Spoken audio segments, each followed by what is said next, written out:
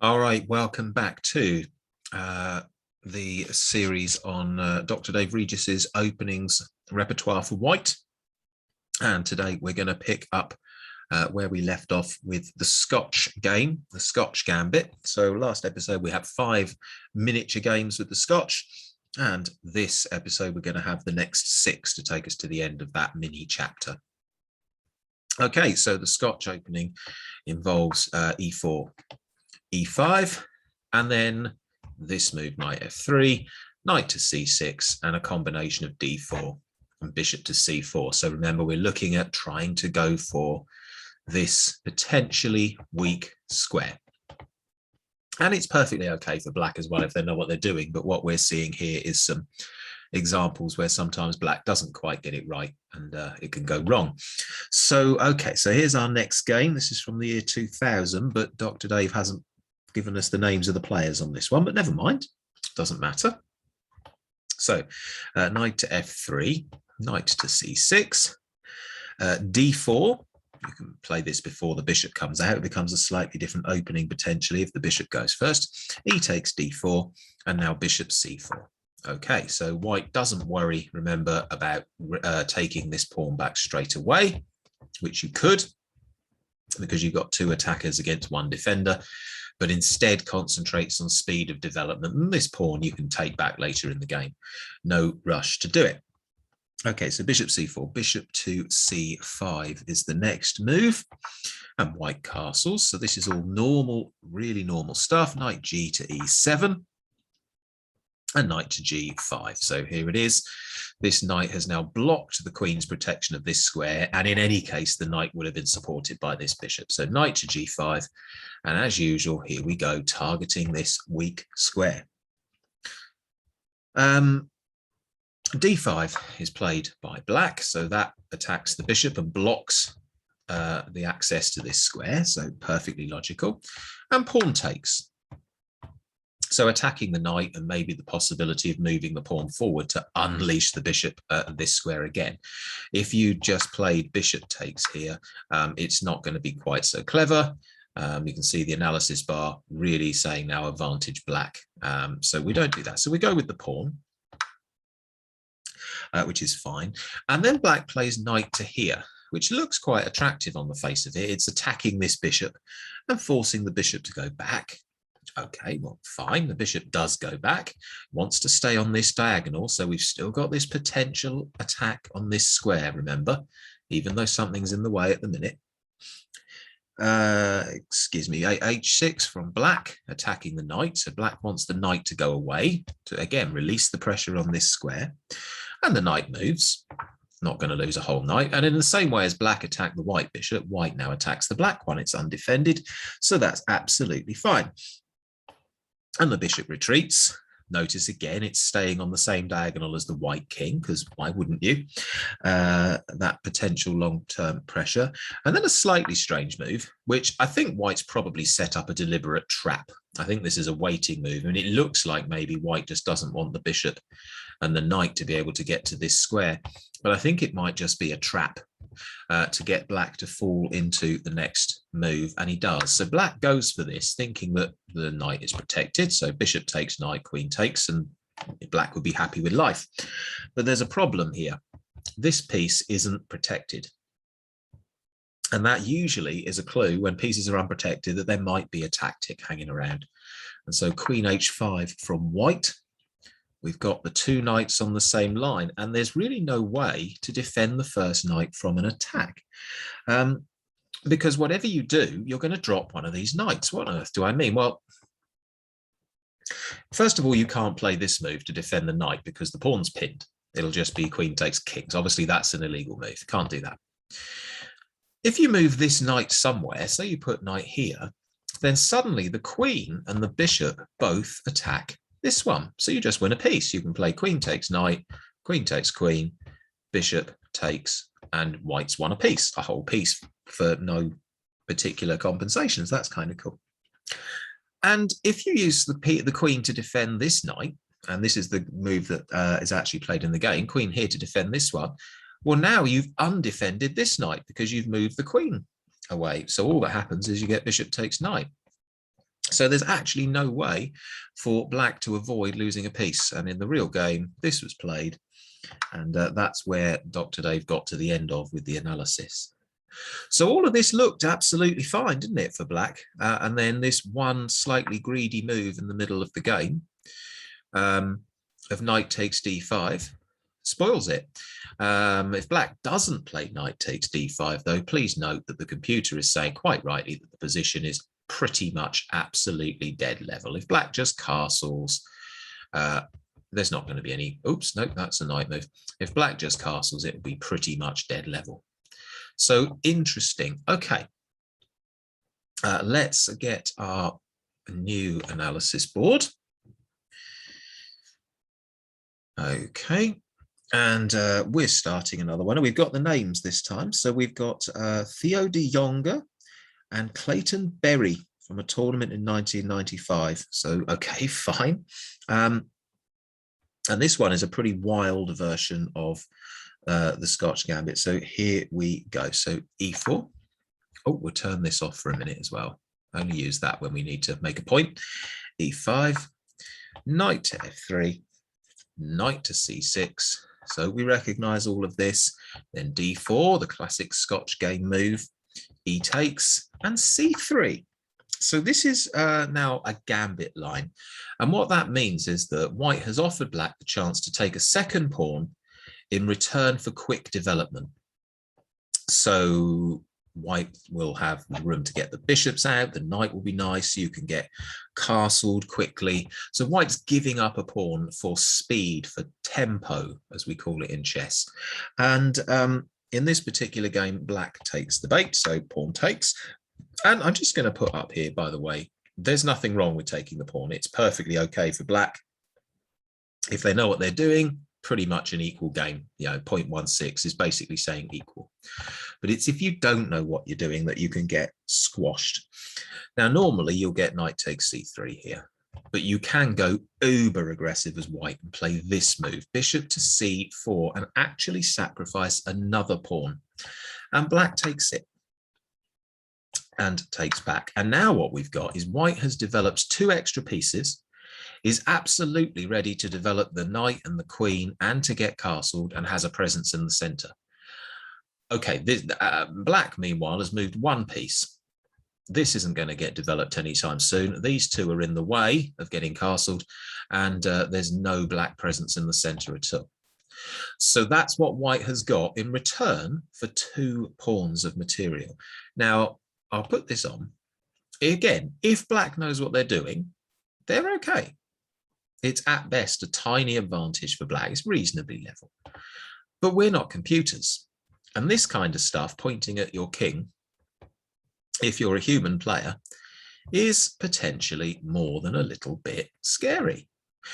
So let's see how this game goes. So black plays d6, trying to get the bishop into the game. All right, fair enough. White castles, absolutely, because we want to get the rook pointing at, oops, wrong button, pointing at the king. Absolutely right, we do. And bishop e6 from black, develop a piece. He's trying to swap some material. White doesn't really have a lot of choice, so takes and takes. Fine. And then queen to b3. So now we've got a fork. We're attacking that and we're attacking that. And queen to d7 is a good move, defending this one. Black's happy to let this go. Queen takes pawn, then rook to here, defended by the knight, and the queen has to get out the way, and then rook takes bishop. So you can't actually take this pawn. It's what's called a poisoned pawn. So rook to c1 from white. Not, I have to say, 100% sure I completely understand what that was all about, but okay, I actually, yes, I guess maybe it's to do with being able to then take here. But knight to d8 from black, so now defending that pawn, absolutely fine. Knight to c3, white develops. Remember, white is still 2 pawns down here, but now 1, 2, 3, 4 pieces developed, and the king is safe. Black has got no pieces developed, and the king's still in the middle of the board. So it's compensation for the 2 pawns. Knight to c3, bishop to e7, finally develops a piece. Knight to b5, and now we see the reason for the rook move. to double up on this pawn. King to f7 is an interesting idea. The point is, if you leave the king there, knight takes pawn is check, and will then attack the rook. So there's a really, really nasty fork. But let's see how white finishes the game. So we've now got a queen and a king on the same line. That could be risky. Rook takes c7. And remember, the knight's protecting the rook, so now the queen is going to have to do something, and the only square that she can go to is here. And then knight takes d6 is a really nice move. It's check. It's also attacking the queen, and you can't play bishop takes knight because the bishop's pinned. Rook takes king. So at this point, you've got to just move your king, and then knight takes queen is just going to be murderous. So once again, although the computer will tell you, if I just get back to this position, that black is fine. The little black triangle, that's not a triangle, the little black rectangle here, minus 0.88, minus 0.55, it changes, but it's saying black is slightly better here. But because of this advantage in opening speed and having lots of open pieces and all this potential extra development, black can get themselves into some big trouble with this opening. Yeah, so a computer would never make any miscalculations, but a human being will be under big pressure. So really interesting stuff. Okay, let's move on to the next one. And we need to put our analysis board back. Here we go. By the way, big shout out to chess.com for their amazing, it's a free feature, the analysis board that you can put your games in and get the computer to do the analysis for you. It's an amazing feature. So well done them for allowing people to have such a thing, really. It's fantastic. Okay, so this next game, we're in, where are we? 1999 in the Hungarian Championship. Somebody called Horvath with white, and I don't really know how to say this, but Zanyi, playing as black. So let's see what happens here. This is an 8-move game before somebody resigns. So e4, e5, knight to f3, knight to c6, and d4. We all know what's coming by now. This is the point of the Scotch game. Oh, I must turn off that as well. We don't want that for the time being. Bishop to c4, so same old, and bishop to c5. Oops, no, I didn't, dropped it too early, sorry. Bishop to c5. And the point, of course, is now that there's 2 pieces attacking this square, and maybe there's potential for this pawn to get out of the way and have the bishop attack white's weak f2 square. But anyway, bishop c5. And so we've seen this pattern before. White goes for c3, the idea being open lines and possibly being able to put the queen here so the queen and the bishop can team up on this diagonal. Okay, c3. d5 from black. It's a very standard kind of move to block the bishop. E takes d5, and now that's attacking the knight. So the knight moves, knight c to e7, queen to b3 as predicted, and knight to f5. Well, white now has a move that wins a piece. You can see it because the analysis bar has just jumped up to +47. But if you want to have a little look just to see if you can find the best next move for white, well, hit pause now, and I'll count down from 3, 2, and 1. And of course, the winning move is queen to b5 check, because once black has dealt with getting out of check, white simply plays queen takes bishop and is a whole bishop up. And in this tournament game, black resigned. Now, obviously, at beginner level, you probably carry on, or new player level, you carry on with just losing a piece. But when you're talking master players, once you lose a whole bishop or a whole knight, you're going to give up really more often than not. Okay. So look what can go wrong really quickly if black isn't careful. If I just go back to here and just put on the show lines, give this a moment. And in this position, like most openings, c3 is the best move, but like most openings, it's slight advantage to white. That's all. It just takes black a couple of mistakes if they're not careful. Okay, so the computer's saying not d5, play the knight to f6 is probably the best move. But if you don't, you can get yourself into some trouble and suddenly look at the advantage for white. Takes back there. Oops. No, it's quite good fun looking at the computer analysis. Queen to b3, exactly as in the game. Knight to, I mean, even here, black can play bishop to d6, and they're not too bad. I mean, +1 is quite a nice advantage for white, but it's not the end of the game. But that obviously is a bit of a disaster. So, okay, next game. All right, where are we here? I think we're in probably Poland. Zabransky, I don't know if I've said it right. And we've got a guy called Ospioff and as white and Dubiel as black. And this game lasts 11 moves. So let's see how this one goes wrong quite so quickly. So e4, e5, knight to f3, knight to c6, bishop to c4, bishop to c5, so slightly more traditional. White's delaying playing d4 in this game. Castles, and knight to f6, much more traditional, and here comes this move. So he's playing it later.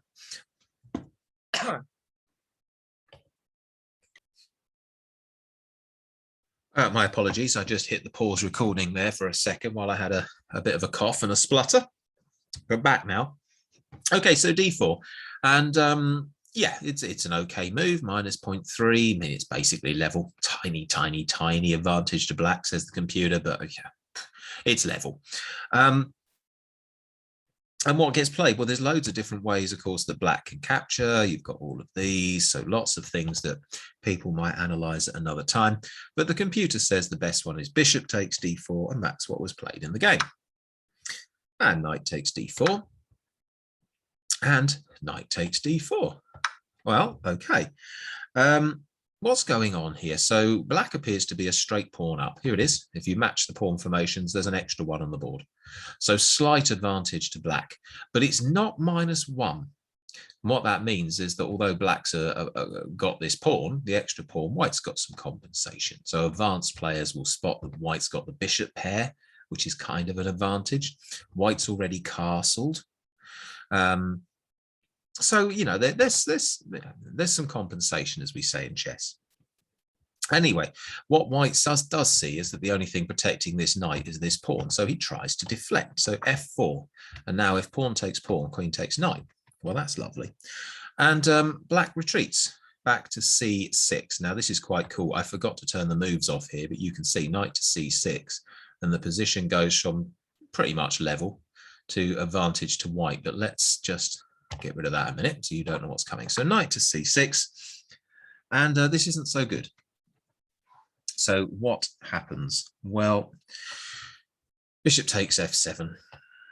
What on earth is going on here? Okay, so what we spot here is potential. We've got the rook on the same line as this bishop. There's things in the way at the minute, but if this pawn takes and this knight has to move, suddenly this rook is brutal. If this pawn isn't here, you can get the bishop out into the game. If this knight moves, you've got the potential to get the queen to this square or possibly to this square. So this is a really dangerous idea, sacrificing here. Now, what happens in the game? Well, black may as well take the bishop. If you just move your king, well, okay, then you can't castle and you're a bit of a mess. So black decides to take the bishop. And here we go, pawn takes e5. So now this knight is pinned, and if you don't do something, we just play pawn takes knight, and white has an awesome attack. So black plays knight takes pawn. And now this move, queen here. You can't play knight takes queen. It's not legal because the king goes, because it's pinned. So what on earth do we do with the king? Well, here, and now queen takes e5, and black actually resigns the game. And I'm going to put back this. It's probably a little bit premature to resign the game, probably. But what are you going to do as black? You've got the same number of pieces, but your one developed piece is pinned. You can't castle because you've already moved your king. I mean, what on earth are you going to do? The computer says the best move is to go here. Queen will drop back here. I mean, just look, yuck. all of this stuff pointing at the black king. The bishop's going to come out, so the knight gets pinned in both directions. Just horrible, just horrible. So black could have played on, but it's pretty unpleasant. It's a really very unpleasant mess that they've got into there. Okay. So, ping. Okay, yeah, it's fine. Nothing. You can ignore that. Right. Okay. So let's just get ourselves on to the 5th of the 6 games today. Now, where are we this time? We're in Leningrad in 1957. Where on earth, Dr. Dave, do you find all these games? Anyway, white's a guy called Estrin, and black is a guy called Klaman, and it's the Russian Championship in Leningrad. Okay, so this is black resigning on the 9th move. But once again, let's see where they go wrong. So e4, e5. Knight to f3. Oh, let's get rid of that for the time being. We'll bring it back. Knight to c6. Bishop to c4, bishop to c5 is played. Castles. Okay, all very, very normal. Knight to f6, all very normal stuff. And now white plays d4. So we've got a delayed d4 again. Remember, in the first few games on the first video, this was played as the 3rd move. Here, it's being played as the 5th move. And this time, black tries a different way. If you remember, in the last game, it was bishop takes. This time, black plays knight takes. Okay, so now what do we get? Well, white doesn't recapture here. When this knight moves, it no longer defends this pawn. So white decides to play knight here. And now we've got these 2 pieces once again going for this weak square. So knight takes e5 and black castles, thinking, I've got it all covered. Well, have you?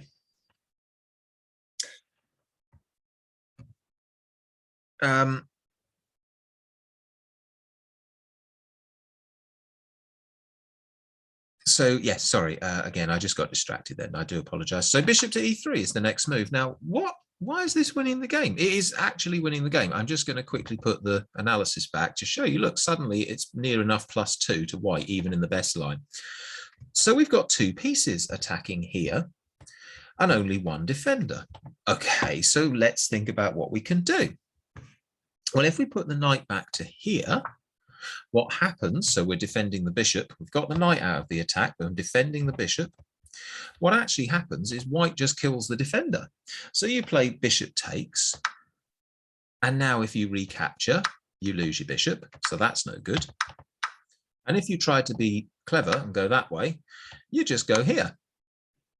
And then after this series of exchanges, which is, I guess, what would happen, white's miles ahead. White's got, well, I'll put it on, but it'll be at least +4. Yeah, I would say +4. So, well, that's no good. So we can't do that. Okay, fine. So what else might we be able to do? Well, we can try what happens in the actual game, which is queen to e7. What's this all about? Well, this idea is maybe we can do something about attacking this knight back. Maybe there's something we can do. So queen to e7 is played. But to be honest, bishop takes, queen takes d4. And what are you going to do as black? You're just a whole piece down. This one here, specifically. So you're a whole piece down. You're outdeveloped. White's got the center. Yeah, and at that kind of level of play, you're just going to resign. Now, let's have a little look and see. In this position, put the lines up. So castle's not good. We've just seen it. But actually, once again, if black knows what they're doing, they're okay. And it's just a move order issue. But it is a bit confusing. So let's have a look. What we should play is queen to e7. And now it actually says, although, yeah, you can play bishop to f7 check, but you get into a bit of a pickle. Because bishop here, I mean, it's fine for white, okay, king here, and suddenly you're attacking this and you're attacking this. So it's a bit confusing. So the knight would have to come back, and then you take here, and you've just got a mess of a position, which is a slight advantage to white, but that's definitely better than what happened in the game, isn't it? Definitely better.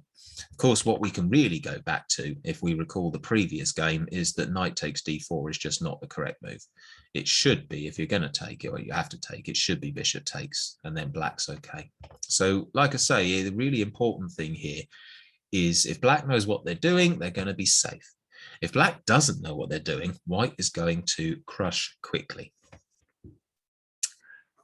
Which is really different. One of the reasons I'm doing this is so different to the system openings that I play with d4, when you'll just get to a middle game really safely. You just won't get this kind of stuff at the beginning of the game. Totally different style of chess. So very interesting stuff. Okay, one more on the Scotch game, and then we'll wrap this video up and move on to the next one at some point.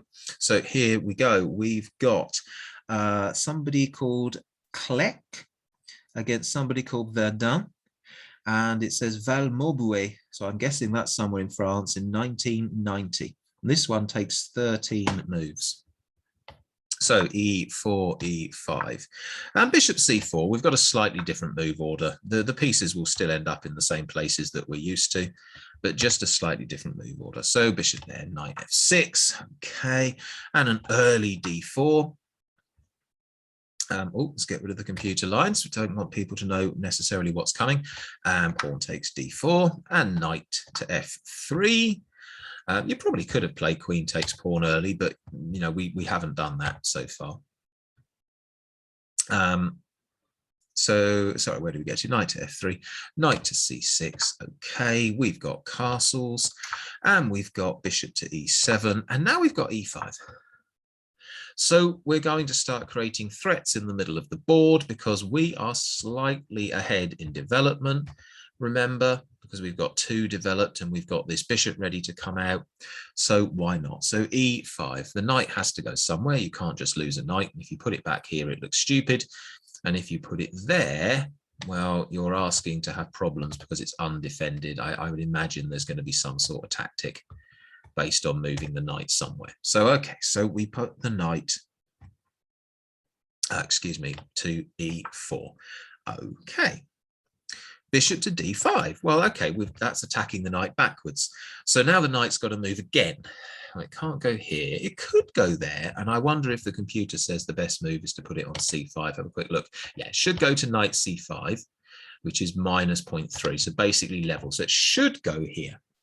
But what black actually does in the game is put the knight on g5 because there's 2 attackers and 2 defenders. So it looks like all is okay, but unfortunately it is not. So knight takes, bishop takes, and we've got a really nice move for white here that is a combination of a fork and a checkmate threat. So I'll just pause and let you see if you can work out the next white move, excuse me. What should they play next? And we'll count down 3, 2, 1. And really strong move is queen to h5. And what's going on here? Well, we're threatening checkmate because the bishop's helping that square. And if black deals with the checkmate, which obviously is going to have to, we've now got 2 attackers on this square again, but there's only 1. So not very pleasant. Let's see what happens. Well, g6 to block the checkmate. Then queen takes g5. And yeah, now there is now a forced win. So normally in this level of chess, you just resign here because you're a piece down. But black played a move. Knight to e7. And now this move, wow, bishop takes f7 check. What? Okay, well, if the king goes here, there's going to be stuff based on going to these squares. So black may as well just take the piece and be done with it. Queen to f6 because you're defended by the pawn. So check again. So the king now has 2 possible moves. The king chooses to go to there and then bishop to h6 because there's no way to defend this square. The only way to defend against queen here, checkmate, is actually to put the queen here. But then queen takes there is still checkmate as the bishop defends. So once again, it's another example. We'll just go back here and put the computer on of it's fine for black, but if black goes slightly wrong in this opening, You can see it's just pretty much level. If black goes slightly wrong, they can get beaten very, very, very quickly. But say if you know what you're doing as black, you're okay. And that move you can see perfectly level, good stuff. Okay, that brings us to the end of Dr. Dave's, I think it was 11 overall games on the Scotch game and the Scotch Gambit. So thank you for watching that one. That's the first part of Dr. Dave's repertoire. In the next video, we're going to have a look at the Evans Gambit and the Gioco Piano. So some more stuff based on, if I go back to the beginning, some more openings based on E4, E5, some other possibilities for you. Okay, well, hopefully that's been useful, and see you all next time.